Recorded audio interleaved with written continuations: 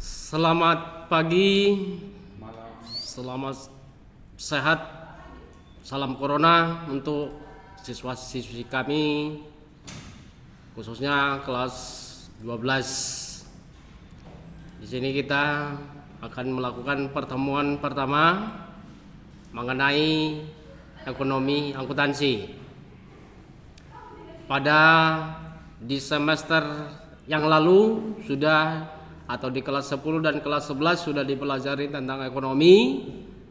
Di kelas 12 kita mempelajari tentang akuntansi. Akuntansi itu merupakan pencatatan transaksi yang dilakukan oleh setiap perusahaan, baik itu internal maupun eksternal. Pertama, kita akan mempelajari tentang akuntansi sebagai sistem informasi. Ya, di sini pengertian dan manfaat akuntansi. Akuntansi merupakan kegiatan transaksi keuangan dalam suatu organisasi, perusahaan, dan diolah melalui identifikasi, pengukuran, dan pelaporan untuk menghasilkan informasi dalam laporan keuangan.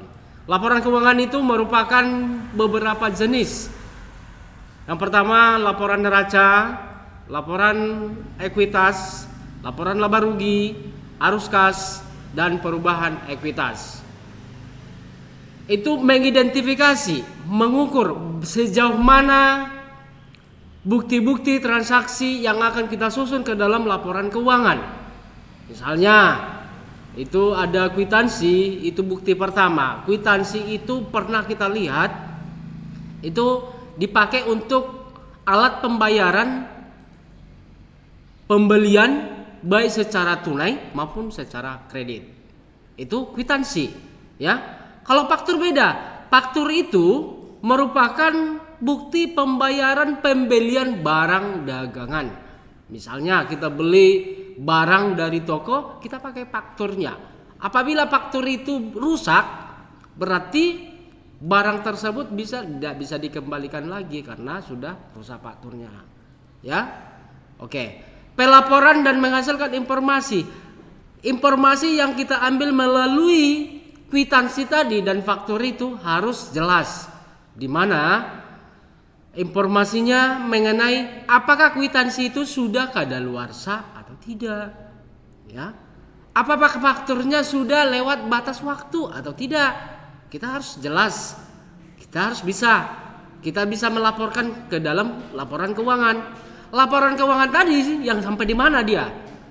Ya, laporan keuangan apakah dia termasuk dalam neraca? Bisa laba rugi?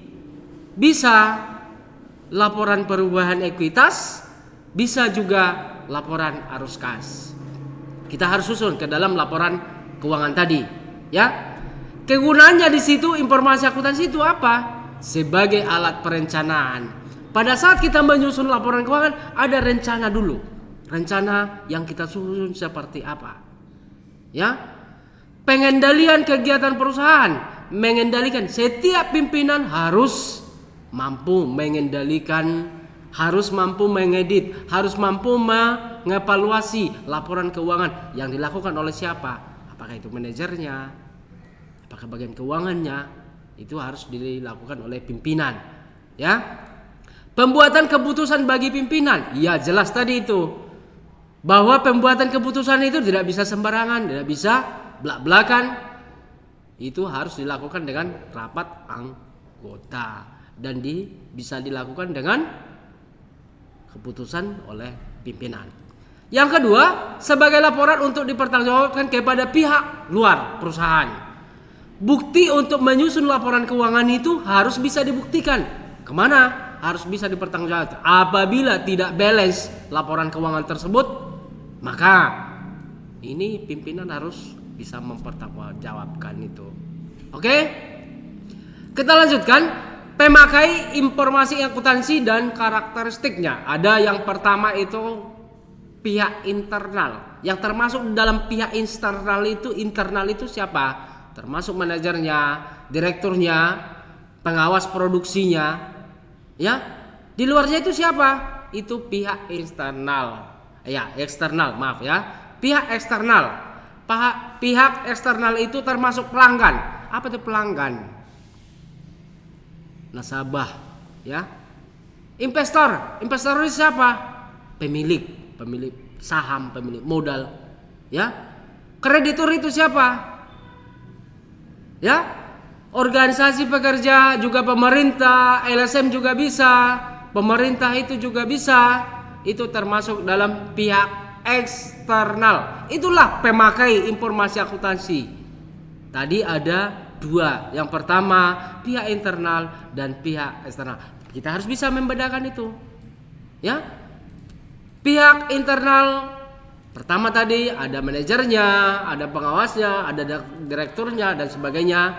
Sedangkan pihak eksternalnya bisa ada investornya, krediturnya, pelanggannya dan sebagainya. Kita lanjut.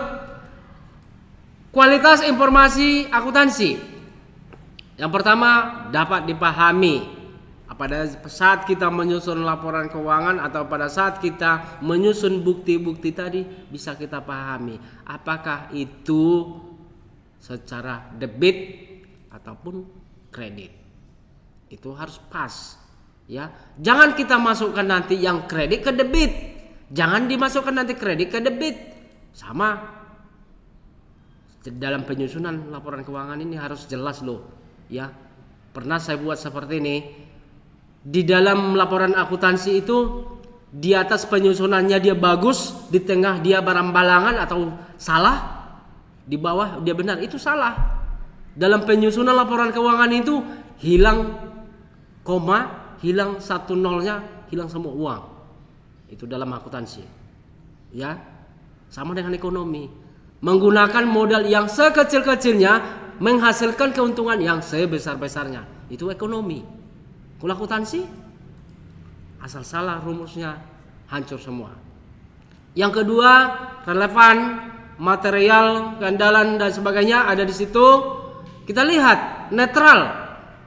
Juga harus bisa kita lakukan dengan kelengkapan materi, kelengkapan, dan bisa kita bandingkan yang mana itu tadi debit, yang mana itu kredit, yang mana itu jurnal khusus, yang mana jurnal umum nantinya. Oke. Yang selanjutnya, prinsip dasar penyusunan informasi akuntansi. Yang pertama itu ada basic akural. Artinya di situ pengaruh transaksi atau peristiwa itu terjadi bukan pada saat atau setara kas itu diterima atau dibayar. Pada saat kita lakukan transaksi tadi, jangan pada saat ini kas kita terima atau dibayar, itu namanya peristiwa, ya. Kita harus lihat pengaruh transaksinya apa. Mengapa dilakukan transaksi itu, karena apa? Adanya transaksi jual beli. Itu. Yang kedua, kelangsungan usaha. Itu disusun atas asumsi kelangsungan usaha perusahaan, melanjutkan usahanya ke depan. Pada saat kita menyusun laporan keuangan, adanya perubahan, dia akan datang. Adanya peningkatan, dia akan datang. Jangan hanya monoton, tak boleh, ya. Kita tidak boleh menyusun laporan hanya begitu-begitu saja. Tidak, harus jelas. Kita harus bisa menyusun laporan keuangan secara mendetail mungkin. Kita harus bisa menyusunnya seperti apa. Misalnya penyusunan uang, yang 1.000 jadi 10.000 tidak bisa dicampur-campur. Yang 1.000 seribuan semua, 10.000 10.000, dalam puluhan ribu harus disusun. Jangan dicampur-campur seperti menyusun di dalam kalkulator, tidak boleh. Ya 1.000 kita susun ke dalam penyusunannya, dalam penjumlahannya nanti ke bawah. Oke? Kesatuan usaha itu dalam satu unit ekonomi tidak bisa dicampur dengan unit lain. Misalnya kita menyusun laporan keuangan ini mengenai, kita bikinlah salah satu contoh cleaning service, ya. Padahal usaha kita yang lain ada rapi tailor namanya, ya. Jangan kita campur dua-duanya. Tidak boleh. harus satu-satu dulu baru bisa kita susun ke dalam laporan keuangan tersebut. Yang selanjutnya pengaitan biaya, hubungan langsung yang dilakukan atau yang timbul pada pos penghasilan. Ya, tadi laporan keuangan ada berapa? Ada 4. Yang pertama laporan keuangan, laporan keuangan itu laporan neraca, laba rugi, ekuitas, dan arus kas. Penghasilan itu dimunculkan dari mana? Dari itu. Penghasilan atau laba rugi itu sama dengan penghasilan, ya. Rumus dari laba rugi itu pendapatan dikurang beban sama dengan laba bersih, tetapi belum dikategorikan itu masuk ke dalam beban pajak atau biaya pajaknya, ya. Penghasilan itu dimunculkan dari mana? Adanya pembelian, adanya penjualan. Kita lakukan pembelian, kita kurangi semua dari biaya operasionalnya, biaya pemeliharaan, biaya angkutnya. Ya harus jelas. Ya. Baru yang selanjutnya harga perolehan. Itu dikeluarkan, total biaya dikeluarkan untuk mendapatkan suatu aset. Apa itu aset? Aset itu merupakan harta. Harta itu apa? Termasuklah itu kas, termasuklah itu piutang, termasuklah itu perlengkapan, termasuk peralatan, stok atau persediaan barang dagangan. Ya, aset. Aset itu sama dengan harta. Harta yang dimiliki oleh suatu perusahaan yang dapat diuangkan atau yang dapat ditukar dengan uang dalam suatu periode. Ya, satu periode itu terhitung mulai tanggal 1 Januari sampai dengan 31 Desember. Jangan terbalik.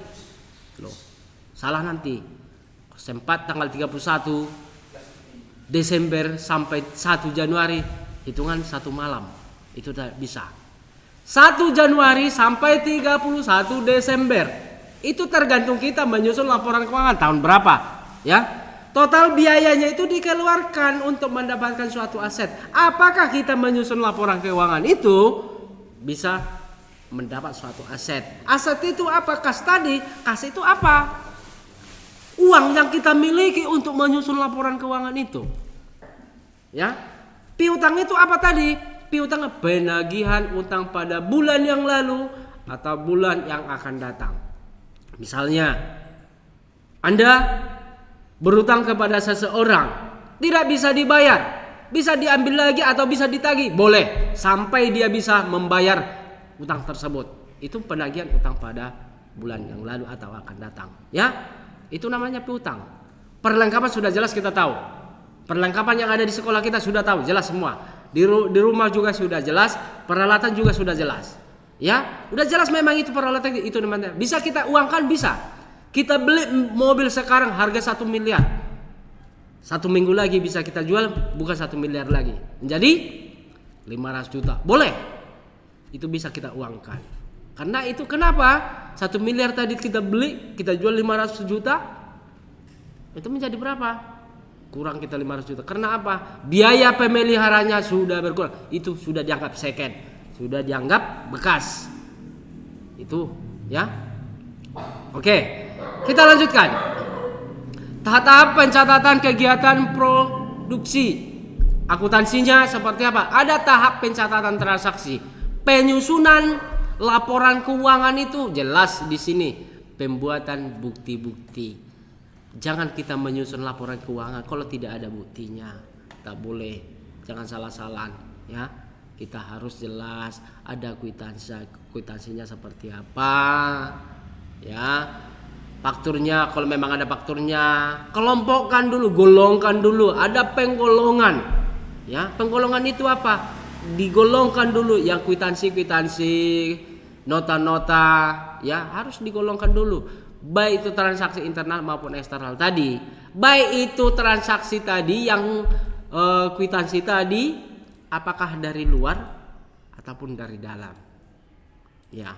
Yang kedua, Tahap penjurnalan, jurnal. Jurnal ini ada 2. Yang pertama itu jurnal umum, ya. Jurnal umum itu sama dengan jurnal memorial. Pencatatan transaksi yang dilakukan oleh bagian keuangan baik secara tunai maupun kredit. Jumlah di antara jurnal umum itu harus balance. Antara debit dengan kredit harus juga balance. Tahu balance harus sama, tidak bisa timpang tindih atau bisa seperti timbangan, bisa kita ya harus pas, itu baru pas, itu namanya timbangan. Ya. Kalau sebelah kiri dia teleng atau meper, sebelah kanan harus naik ke atas dia nanti. Oke? Jadi harus pas dia di dalam jurnal umum. Jumlah nominal di dalam kolom debit dengan kolom kredit itu harus sama, harus namanya balance. Jurnal khusus ini ada berapa? Ada 5. Yang pertama itu apa? Jurnal pembelian, jurnal penjualan, jurnal pengeluaran kas, jurnal penerimaan kas, dan jurnal memorial. Termasuk tadi jurnal umum tadi. Ya, jurnal pembelian itu apa? Pembelian barang dagangan secara kredit. Barang yang kita beli secara kredit, kita buktikan dengan apa? Bisa dengan kwitansi, boleh. Bisa pakai faktur, boleh. Jadi barang itu bisa kita beli. Contohnya seperti ini, kita beli barang itu, tetapi sudah rusak di dalamnya. Bagaimana? Bisa kita kembali lagi? Boleh. Itu juga dilakukan untuk pengurangan harga atau bisa dikategorikan dengan retur. Ya, ada juga returnya pengurangan harga. Ya, itu jurnal penjualan. Tadi jurnal pembelian itu pembelian barang dagangan secara kredit. Ini penjualan barang dagangan secara kredit. Kalau dilakukan tadi kredit, ini juga harus kredit, harus timbang. Ya, barang-barang apa yang kita jual? Ya tergantung kita. Apakah itu? Kalau misalnya perusahaan itu sudah gak balance lagi, berarti sudah hancur, sudah tutup. Ya harus dibalancekan dulu. Jangan nanti kita pakai atau kita buka perusahaan itu hanya mengandalkan modal dari orang, tak boleh. Kita juga pakai. Ya. Jurnal yang ketiga, jurnal penerimaan kas. Penerimaan kas itu transaksi yang dilakukan untuk penerimaan bukti atau penerimaan kas secara debit. Apa itu debit? Debit itu adalah tunai atau cash. Ya. Sedangkan yang keempat itu jurnal pengeluaran kas. Jurnal pengeluaran kas itu termasuk apa? Juga termasuk penerima atau pengeluaran tadi, pengeluaran kita, keuangan itu harus secara tunai kita berikan kepada seseorang atau karyawan ataupun pihak internal atau eksternal, kita catat ke dalam transaksi secara cash, tidak bisa kredit. Jangan hanya selembar kertas kau kasih, kita harus kasih cash, langsung uangnya tunai. Tapi kita harus susun ke dalam pembukuan. Ya. Yang ketiga itu posting. Posting itu apa? Pemindah bukuan dari jurnal ke buku besar. Baik itu buku besar umum dengan buku besar pembantu. Ya. Buku besar umum itu termasuk ada bentuk T nantinya. Ya, bentuk T. Ya. Dan juga bisa dilakukan dengan apa? Ya, dari transaksi tadi harus jelasin nih transaksinya seperti apa. Ya, kita harus, itu yang pertama tadi harus transaksinya duluan kita cek. Ya. Jangan kita campur-campur, cek itu dari mana. Oke. Selanjutnya, tahap penyiapan laporan keuangan. Ada daftar saldo percobaan. Itu bersumber dari mana? Bersumber tadi dari buku besar itu. Tadi kita susun ke dalam jurnal umum atau jurnal khusus, kita masukkan ke dalam buku besar. Apakah bentuk dalam 3 kolom atau 4 kolom? Ya, boleh. Bisa, tergantung mana yang gampang, ya. Itu diambil dari saldo pada buku besar. Saldonya itu nanti ada berapa. Ya, di situ nanti kita catat. Sumbernya dari situ. Yang selanjutnya pencatatan penyesuaian untuk menyesuaikan dengan keadaan atau fakta yang sebenarnya pada periode. Satu akhir periode itu muncul dari mana? 1 Januari sampai 31 Desember. Jangan terbalik. Kalau sempat terbalik, di mana menyusunnya dalam satu periode? Oke? Sama dengan di pemerintahan. Satu periode itu berapa? 5 tahun. Kalau di dalam akuntansi, satu periode hanya 1 tahun. Misalnya tidak bisa dibayar dalam 1 tahun itu, tidak balance 1 tahun itu, berarti pembukuannya tidak bagus. Ya harus jelas di situ. Oke. Kita lanjutkan. Tahap penyiapan laporan keuangan. Itu laporan laba rugi. Itu laporan laba rugi itu termasuklah di situ penghasilan, pembelian, penjualan, termasuk returnya, termasuk juga potongannya, ya. Pada saat kita membeli barang itu banyak, ada potongan pembelian atau bisa dikategorikan dengan diskon. Itu munculnya dari mana? Pada saat kita membeli barang itu dari diskon. Diskon itu muncul untuk apa? Untuk siapa? Untuk kita pada saat kita membeli. Kalau kita beli barang yang banyak, kita ada diskonnya loh. Contohnya kita beli 1 juta, barang tersebut banyak barangnya, ada diskonnya. Ada diskonnya sama kita apa? Apakah itu berupa paketnya? Apakah itu berupa sampulnya doang? Boleh, ya. Penyajian laporan perubahan ekuitas. Di sini munculnya. Perubahan ekuitas itu ada ekuitas tahun yang lalu dengan tahun yang akan sekarang. Itu perubahannya tahun berapa? Ada modal awal, ada modal akhir. Modal awal yang sekarang kita susun ke dalam laporan keuangan sekitar 1 juta. Modal akhir dari mana? Itu adanya dimunculkan dari mana? Dari prepay atau price. Prepay itu apa? Pengambilan uang untuk keperluan pribadi. Siapa yang bisa mengambil prepay-nya itu? Yang bisa mengambil prepay-nya itu adalah pimpinan perusahaan. Itu prepay. Bisa karyawan mengambilnya tidak boleh, memakainya boleh. Itu prepay. Itu yang diambil untuk keperluan pimpinan. Oke, atau yang mempunyai saham. Penyajian posisi keuangan. Ya, posisi keuangan pada saat ini apakah itu sudah balance atau tidak? Ya harus jelas. Tadi bukti-bukti transaksi itu harus memang kita ketahui sampai di mana laporan keuangan gitu sudah posisinya sudah aman atau tidak. Mengapa bisa terjadi korupsi? Kenapa? Posisi keuangannya entah di mana ditaruhnya. Sama kita dengan laporan apa? Menyusun apa ya? Organisasi ya. Organisasi apa yang kita pakai? Tidak semua bisa menyusunnya itu. Apalah itu? Termasuklah itu di mana itu simpanannya, di mana itu pengeluarannya. Ya harus dibalancekan.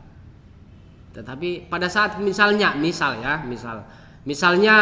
disuruh orang tua kita untuk membeli suatu barang ke toko, diberikan 1.500.000. Harga barang tersebut 1.250.000. 250 lagi kemana? Jangan kamu simpan. Laporkan kepada orang tua bahwasanya ini uang dan barang yang sudah dipesan.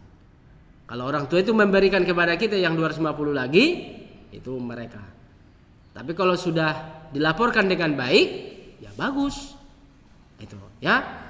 Penyajian laporan arus kas. Ini, arus kas itu munculnya dari mana? Ada sumber dana dengan penggunaan dana.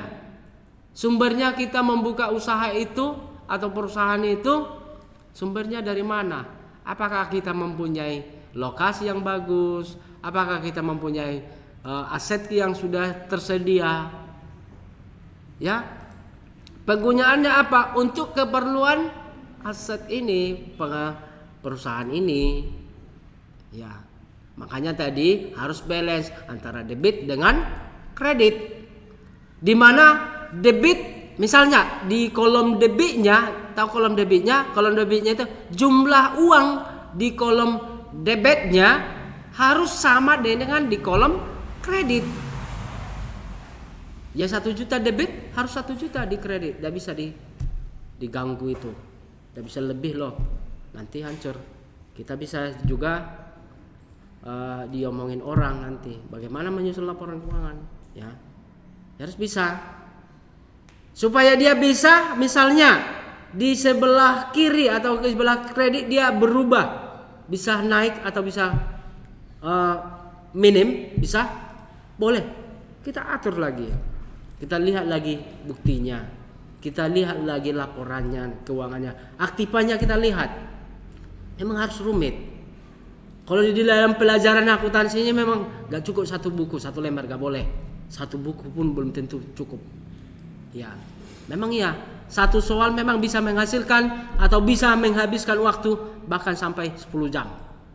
Kalau di akuntansi. Tapi kalau kurang mengerti, kalau aku sudah mengerti, gampang. Menyusunnya, masukkan rumus, selesai. Ya, laporan pembalik atau pencatatan jurnal pembalik itu dari adanya jurnal penyesuaian. Nanti kita lihat dari laporan neraca saldonya. Neraca saldonya, ada AJP-nya, ada itu nantinya. Mungkin di semester lain kita depan kita lanjutkan itu mengenai worksheet. Worksheet itu kertas kerja. Kerja itu jurnal atau neraca lajur. Itu di dalam jurnal pembalik. Itu jika diperlukan. Kalau memang nggak perlu, ngapain kita buat jurnal pembaliknya? Ya, oke. Kurasa ada pertemuan kita sudah selesai. Bisa kita lanjutkan melalui Google Meet atau Zoom untuk di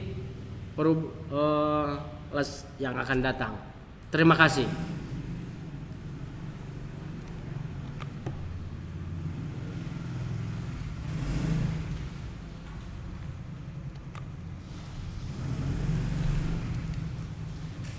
Sudah. Semangat sekali. Dia kenapa itu? Nggak bisa diapakan. Sudah.